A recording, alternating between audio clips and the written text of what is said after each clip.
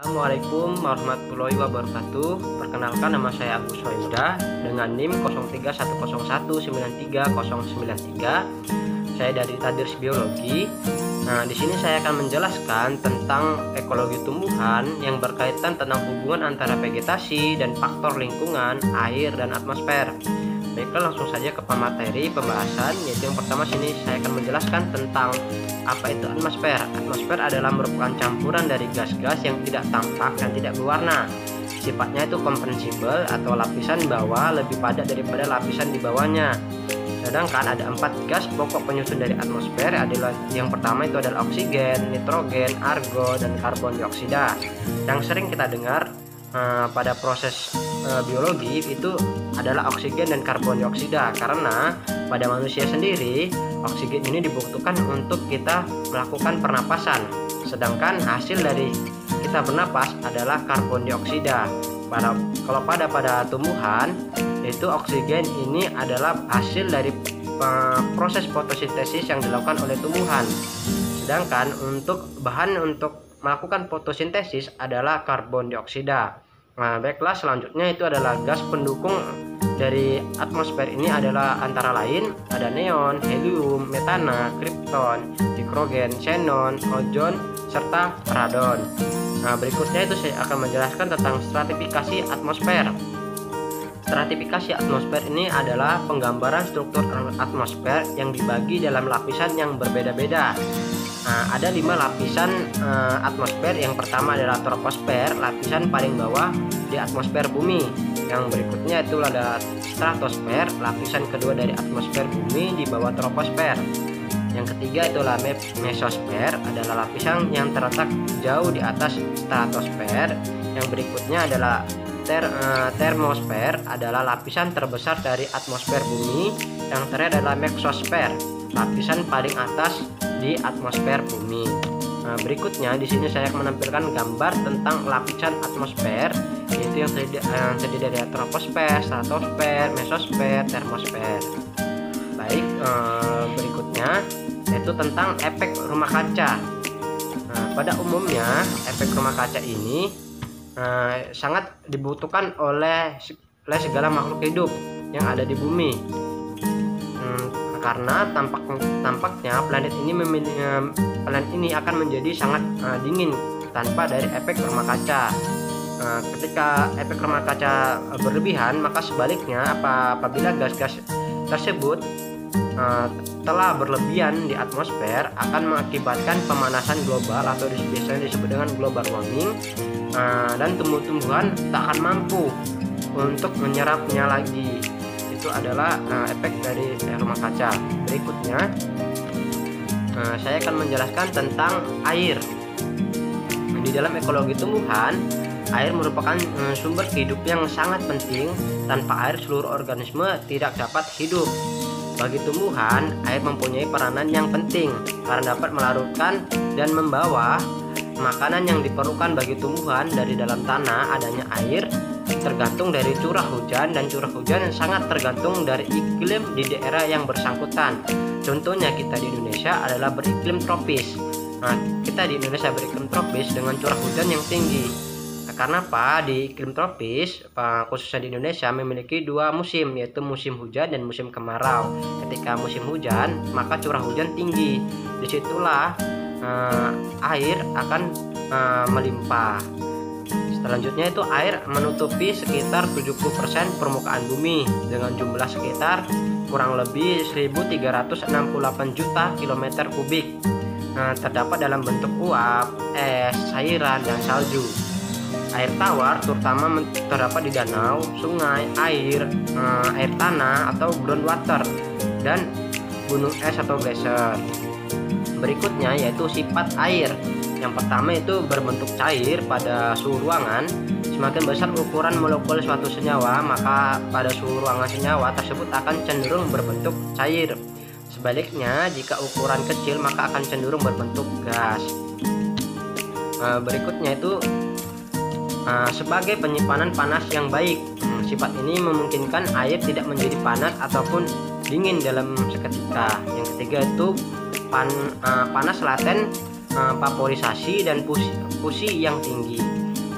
Panas laten vaporisasi adalah energi yang dibutuhkan untuk menguapkan 1 gram pada suhu 20 derajat Celcius, dan besarnya energi panas laten vaporisasi adalah 586 kal. Sedangkan pada panas laten fusi adalah energi yang dibutuhkan untuk mencairkan 1 gram es pada suhu 0 derajat, dan besarnya untuk panas laten fusi adalah 80 kal.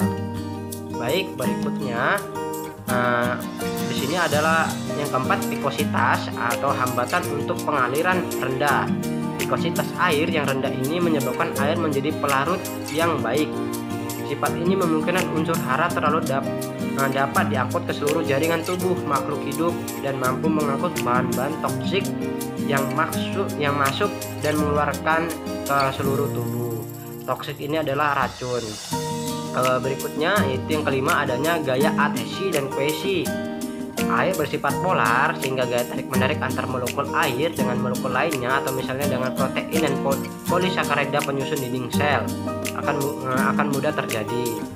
Adhesi ini merupakan daya tarik menarik antar molekul air yang berbeda, sedangkan kohesi adalah molekul yang sama. Adanya kohesi dan adhesi ini menyebabkan air dapat diangkut ke seluruh tumbuhan melalui jaringan xilem. Baik, berikutnya itu jenis-jenis air. Yang pertama itu ada air tanah atau groundwater, air tanah yang terdapat di bawah permukaan tanah. Pergerakan air tanah sangat lambat, kecepatan arus berkisar antara 10 pangkat negatif 10 sampai 10 pangkat negatif 3 meter per detik, sehingga waktu tinggal air atau resident time berlangsung lama. Air tanah ada 2 jenis, yaitu air tanah freatis dan artesis. Air tanah freatis ini adalah air tanah yang letaknya tidak jauh dari permukaan tanah serta berada di atas lapisan kedap air atau impermeable. Contohnya yaitu adalah sumur tradisional yang digali. Sedangkan air tanah artesis ini merupakan air tanah yang letaknya sangat jauh di dalam tanah serta berada di antara 2 lapisan kedap air. Contohnya adalah sumur bor yang dibor dengan pipa-pipa. Itu bisa ditemui ketika ada di galon-galon air, yaitu khususnya pada galon-galon air RO. Baik, berikutnya ini adalah gambar dari air tanah freatis dan artesis yang sudah saya jelaskan tadi. Baik, berikutnya.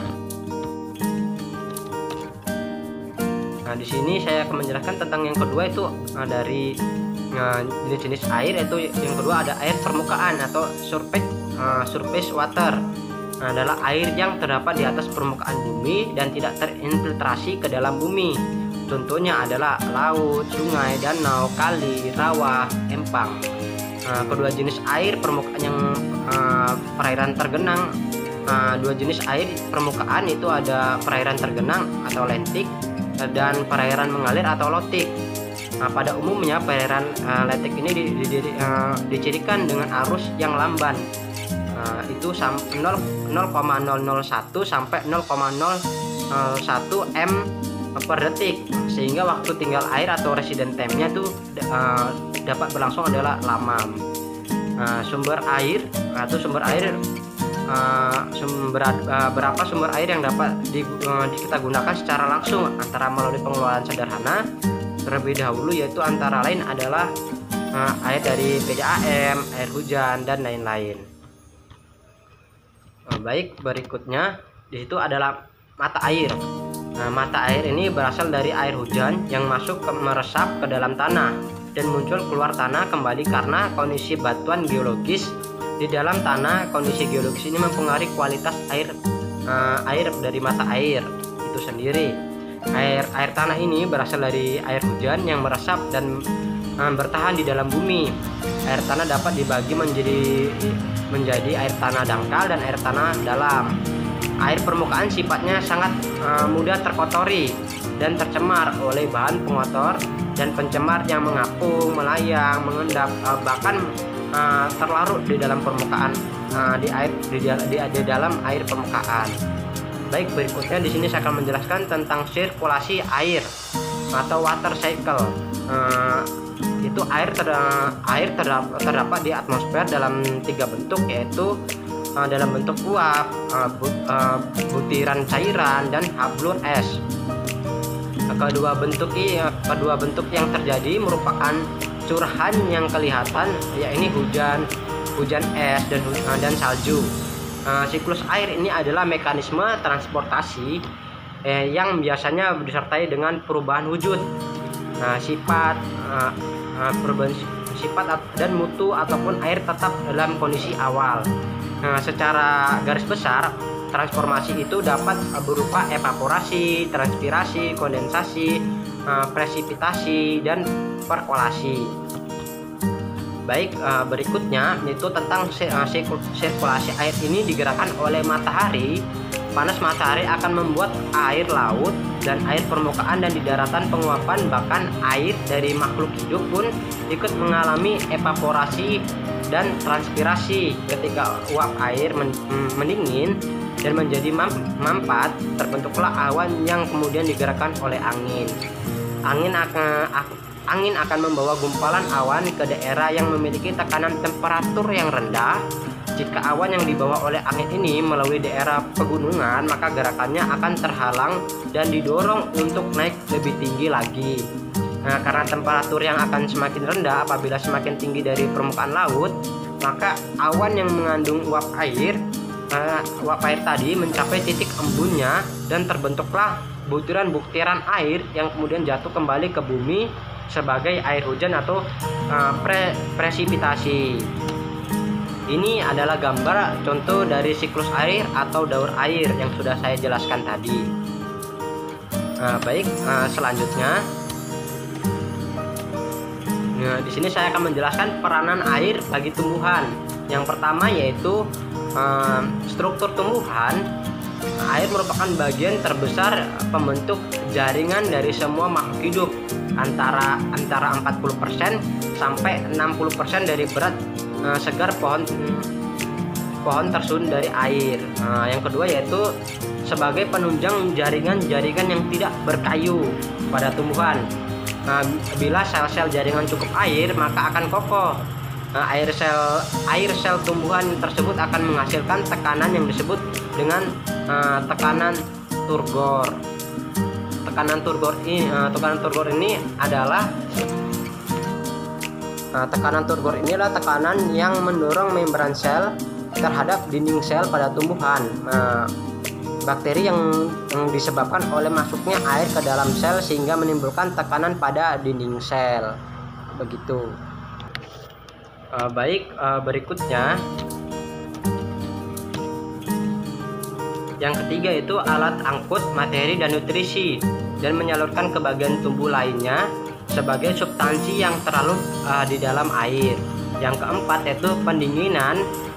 Hilangnya sebagian air dari tumbuhan akan mendinginkan tubuh tumbuhan tersebut dan menjaga tumbuhan dari pemanasan yang berlebihan sehingga suhu tanaman menjadi konstan atau stabil. Yang kelima yaitu pelarut dan medium reaksi dari biokimia yang terdapat di dalam tumbuhan. Yang keenam itu memberikan turgor bagi sel atau penting untuk pembelahan sel dan pembesaran sel. Yang ketujuh itu bahan baku fotosintesis. Baik, ya saya akan menjelaskan berikutnya itu tentang adaptasi tumbuhan terdapat kondisi ekstrim. Pengelompokan tumbuhan berdasarkan toleransinya terhadap air itu ada 4, yaitu tumbuhan hidropita, halopita, xeropita, dan mesopita. Tumbuhan mesopita ini merupakan kelompok tumbuhan yang hidup di dalam air atau pada tanaman yang tergenang secara permanen.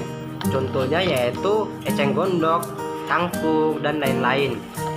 Yang kedua itu tentang halopita. Tumbuhan halopita merupakan kelompok tumbuhan yang tumbuh pada lingkungan yang berkadar garam tinggi. Contohnya adalah tumbuhan paku, tumbuhan lumut, dan tanaman keladi. Terus yang ketiga itu xeropita, kelompok tumbuhan yang beradaptasi untuk hidup di daerah kering. Contohnya adalah kaktus, pohon kurma, lidah buaya, dan buah naga. Yang keempat itu tumbuhan mesopita. kelompok tumbuhan yang bertoleransi pada kondisi air tanah yang tidak terlalu ekstrim. Contohnya itu pohon mangga, rambutan, pisang, pepaya, dan tumbuhan monokotil dan dikotil lainnya. Baik, berikutnya di sini saya menampilkan contoh dari gambar, yaitu yang terdapat antara kedua air, itu air garam dan air laut yang tidak bisa menyatu. Ini terjadi di Cenote Angelica Yucatan, Meksiko. Itu saya menampilkan foto-fotonya. Itu ada penyelam yang menyelam di dua air yang berbeda, yaitu air garam atau air laut dan air tawar. Gitu.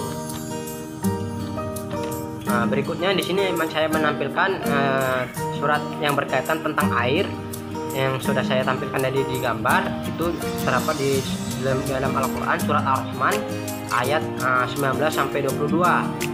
Ayat 19 yang artinya itu dia membiarkan dua lautan mengalir yang keduanya kemudian bertemu. Ayat 20 yaitu antara keduanya ada batas yang tidak dilampaui masing-masing. Ayat 21 itu maka nikmat Tuhan kamu manakah yang kamu dustakan. Itu terdapat dalam surat Ar-Rahman, dan surat ke-22 nya itu dipertegas dari keduanya keluar mutiara dan marjan, dan dipertegas lagi di ayat 23 maka nikmat Tuhan kamu yang mana yang kamu dustakan. Begitu dari kejadian ini kita bisa lihat kuasa Allah tentang yang tidak bisa menyatu antara air garam dan air tawar. Di sini saya memperlihatkan juga foto, yaitu antara dua air, yaitu air garam atau air laut dan air tawar. Di sini saya menjelaskan tentang air laut. Dari laut tengah menuju samudra Atlantik tidak bercampur, seperti ada sekat yang memisahkan kedua laut ini. Bahkan batas antara kedua air dari dua buah laut ini sangat jelas. Antara laut dari samudra Atlantik yang berwarna biru lebih cerah, sedangkan air laut dari laut yang tengah berwarna lebih gelap. Itu tadi mempertegas aja dari surat Ar-Rahman tadi.